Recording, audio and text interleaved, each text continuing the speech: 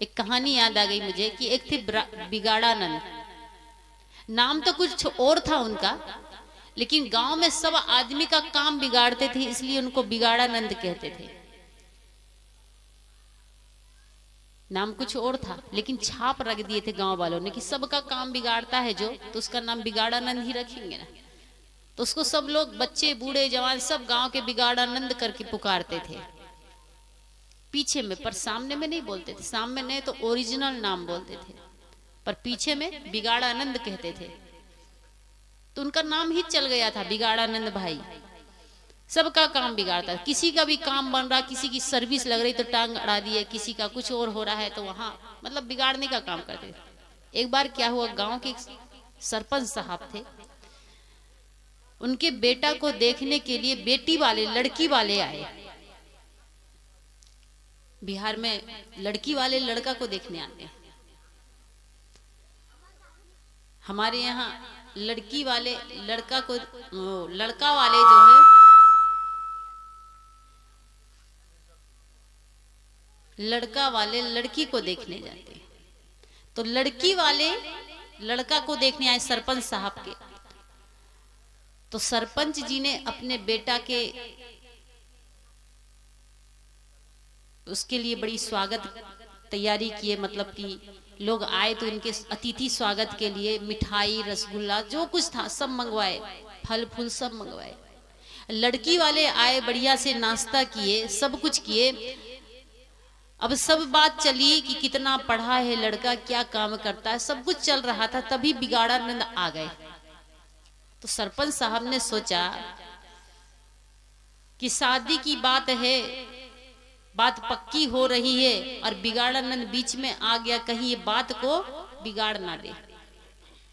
इसलिए अपने लड़का को अंदर बुलाए और कहा, बेटा एक काम करो, बिगाड़ानंद चाचा आ गए हैं, 100 रुपया देकर उनको प्रणाम कर लो, थोड़ी देर मुंह बंद रखेंगे। अगर कुछ इन्होंने ऐसा कुछ बोल दिया तो ये लड़की वाले चले जाएंगे, जो रिश्ता है वो कैंसिल हो जाएगा, बात बन रही है, ये कहीं बिगाड़ ना दे। तो लड़का को 100 का नोट दिए, कहा जाओ प्रणाम कर लो चाचा को। लड़का गया, चाचा के हाथ में 100 रुपया दिया, कहा प्रणाम चाचा जी।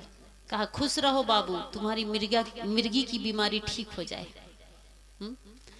अब लड़की वाले को ये नहीं पता था कि लड़का को मिर्गी की बीमारी भी आती है। अब बिगाड़ानंद ने बोल दिया, लड़की वाले खड़े हो गए, कहे आपके लड़का को तो मिर्गी आती है, हम अपनी लड़की नहीं देंगे, शादी कैंसिल। ऐसे किसी का भी गांव में काम होता तो बिगाड़ानंद का स्वभाव था काम बिगाड़ना। जीवन में जीना है तो बिगाड़ानंद नहीं सुधारानंद बनकर जियो। कुछ दिन बीता और कुछ दिन बाद में बिगाड़ानंद बीमार पड़ गए, हॉस्पिटल में भर्ती हो गए, ज्यादा ही बीमार हो गए कि अब नहीं बच पाएंगे। तो गांव के लोग ने कहा चलो गांव में ही हॉस्पिटल है, देख के आ जाना चाहिए। कुछ लोग ने कहा हाँ हम उसको देखने जाएंगे, जब देखो काम बिगाड़ते रहता था, जब भले मर जाए तो देखने नहीं जाएंगे। तो कुछ लोगों ने कहा अरे झूठ मूठ में ही चल जाओ, फॉर्मेलिटी निभाने के लिए चल जाओ, हमारा भी मन नहीं कर रहा था लेकिन हम लोग जा रहे हैं, गांव पड़ोस में है तो देखने जाना पड़ता है, फॉर्मेलिटी निभाने के लिए चले जाओ। कहा ठीक है। गांव के 8-10 आदमी मिलके बिगाड़ानंद को देखने गए तो बिगाड़ानंद अपने आंखों में आंसू भर लिया, रोने लगा कि भैया मैंने अपने जीवन में किसी का भला नहीं किया। आदमी जीवन भर जो बुरा कर्म करता है उसको अंतिम समय में याद आता है कि हमने अच्छा नहीं किया, अंतिम समय में। उस समय फिर पश्चाताप करने के लिए कोई समय नहीं बचता, पहले से सावधान हो जाना चाहिए। बिगाड़ानंद के मन में हुआ कि हमने इस जुबान से, इस जीभ से किसी का अच्छा नहीं किया, सबका बुरा किया, सबका काम बिगाड़ा, इसलिए हाथ जोड़कर माफी मांगता है कि भैया मुझे माफ कर देना, अब मैं बच नहीं पाऊंगा, लगता है मेरा अब अंतिम समय आ गया, डॉक्टर कह रहा था कि बीमारी ठीक नहीं होगी। लोगों ने कहा कोई बात नहीं भैया, जो किए तो किए, हम लोग माफ करते हैं। कहा नहीं, ऐसी बात नहीं है, मुझे संतोष नहीं होगा जब तक आप दिल से माफ नहीं करेंगे। कहा हम लोग दिल से माफ कर रहे हैं, कोई बात नहीं, आपने जो गलती किया, अब मरने वालों को क्या करें, माफी कर देते हैं। कहा माफ कर देते हैं। लेकिन बिगाड़ानंद कहता है भैया मेरी अंतिम इच्छा है जिसे आप पूरा कर देना। कहा कौन इच्छा है? कहा इस जुबान से, इस जीभ से मैंने कटु बोल बोलकर, झूठ बोल बोलकर सबका काम बिगाड़ा है, इसलिए जब मैं मर जाऊं तो इसमें 1 फीट का खुट्टा बांस का छील के लकड़ी गड़ा देना, इस जीभ को जरूर सजा देना। कहा आप जब मर ही जाओगे तो जीभ को खुट्टा गड़ाने से, जीभ में बांस का लकड़ी गड़ाने से कौन फायदा? कहा नहीं, मुझे संतोष होगा, मेरी आत्मा को शांति मिलेगी, किसी जुबान से मैंने सबका बुरा किया था तो इसको सजा मिलना चाहिए। कहा नहीं नहीं, हम लोग ऐसी सजा नहीं दे सकते। कहा नहीं, हाथ जोड़ के निवेदन है, इतनी सजा तो इस जीव को दे देना, नहीं तो मेरी आत्मा को शांति नहीं मिलेगी, आत्मा भटकते रहेगी। गांव के लोगों ने सोचा अरे मर ही जाएगा, मरने के बाद चाहे खुट्टा गड़ाओ चाहे लकड़ी गड़ाओ कौन फर्क पड़ता है, तकलीफ थोड़ी होगा, अंतिम इच्छा है तो चलो इतना काम तो इसका कर ही देना चाहिए। 8 दिन बाद में बिगाड़ानंद का शरीर छूट गया, राम नाम सत्य हो गया।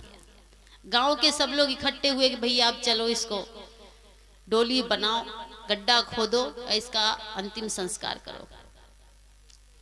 तो जब सब इकट्ठे हो गए, डोली तैयार हो गई, अर्थी बिल्कुल तैयार हो गई, कब ले जाना है शमशान घाट। तो लोगों ने कहा भाई बिगाड़ानंद की एक अंतिम इच्छा थी, उसको भी पूरा कर दिया जाए। कहा कौन इच्छा थी?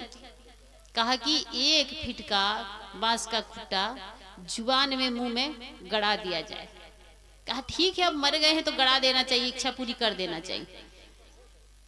1 फीट का बांस का छील के बढ़िया से लकड़ी लेके मुंह में डाल दिए, ऊपर से कफन उड़ा दिया, तो वो ऐसा खड़ा हो गया, लेटा हुआ था। तो मुंह में जब बांस का लकड़ी गड़ा, उसके ऊपर कफन उड़ाए तो उठा हुआ तो दिखेगा ना। अब गांव के लोग ले चले, शमशान घाट थोड़ा दूर था, राम नाम सत्य है, सबकी यही गत है। अब बिगाड़ानंद तो बढ़िया से, वो तो मर ही गए हैं। लेकिन संयोग की बात कि उधर से सामने से एक पुलिस की गाड़ी आ रही थी। अब पुलिस की गाड़ी देखती है कि एक मुर्दा के मुंह में कुछ उठा उठा दिख रहा है, ऊंचा ऊंचा। आखिर में मुर्दा को मारा गया है कि मरा है, कौन चीज है ऐसे उठा उठा दिख रहा है, थोड़ा सा देख लेना चाहिए, चेक कर लेना चाहिए। पुलिस वालों ने गाड़ी रोका, कहा यही रोको रोको रोको। कहा ये जो मरा वो कौन है? तो लोगों ने कहा हमारा चाचा, किसी ने कहा भाई है, किसी ने कहा पिता है। कहा जी इसको जो उठा के जो ले जा रहे हो शमशान घाट, इसके मुंह में जो उठा उठा दिख रहा है वो क्या चीज है? अब तो सब जो पीछे पीछे चल रहे थे गांव भर के आदमी, वो तो सोचे कि बड़ा गड़बड़ हो गया, पुलिस वाला पता नहीं क्या केस बनाएगा। कहा नीचे उतारो देखते हैं क्या है। नीचे उतारा गया, कहा कफन हटाइए। जब कफन हटाया गया तो देखा गया कि बांस का 1 फीट का खुट्टा गड़ा हुआ। पुलिस वालों ने कहा तुमको ना धर्म कर्म का डर, ना पुलिस का डर, दिन दहाड़े आदमी को मुंह में बांस गड़ा कर तुम मार कर उसे शमशान घाट ले जा रहे हो। चलो अभी तुम्हें अंदर करते हैं। सारे आदमी को, जितने भी अंतिम संस्कार में गए थे, सबको पुलिस वाले ने गाड़ी में भरा और जेल में ले जाके एक कमरा में बंद कर दिया। सभी लोग हंसते और रोते भी कि बारे बिगाड़ानंद, जीते जी तो इस जुबान से तुमने अच्छा नहीं किया, लेकिन मरने के बाद में भी तुम हमको जेल में डाल के गए, बिगाड़ने का काम किया।